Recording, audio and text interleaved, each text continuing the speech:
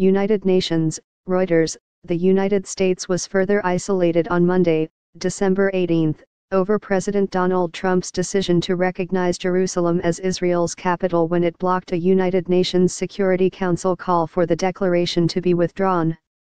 The remaining 14 council members voted in favor of the Egyptian-drafted resolution, which did not specifically mention the United States or Trump but which expressed deep regret at recent decisions concerning the status of Jerusalem.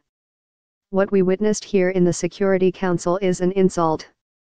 It won't be forgotten, U.S. Ambassador to the United Nations Nikki Haley said after the vote.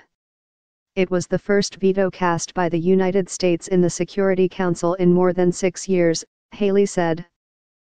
We do it with no joy, but we do it with no reluctance, she said. The fact that this veto is being done in defense of American sovereignty and in defense of America's role in the Middle East peace process is not a source of embarrassment for us, it should be an embarrassment to the remainder of the Security Council. The UN draft resolution affirmed that any decisions and actions which purport to have altered the character, status, or demographic composition of the Holy City of Jerusalem have no legal effect, are null and void and must be rescinded in compliance with relevant resolutions of the Security Council.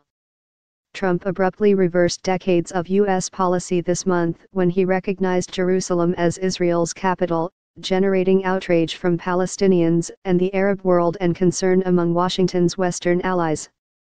In the wake of the decision of the United States, the situation has become more tense with an increase in incidents, notably rockets fired from Gaza and clashes between Palestinians and Israeli security forces, UN Middle East Peace Envoy Nikolay Mladenov told the Security Council ahead of the vote.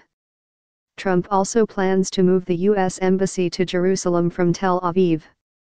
The draft UN resolution had also called upon all countries to refrain from establishing diplomatic missions in Jerusalem. The United States has a sovereign right to determine where and whether we establish an embassy, Haley said. I suspect very few member states would welcome Security Council pronouncements about their sovereign decisions. Israel considers Jerusalem its eternal and indivisible capital and wants all embassies based there. Palestinians want the capital of an independent Palestinian state to be in the city's eastern sector, which Israel captured in a 1967 war and annexed in a move never recognized internationally.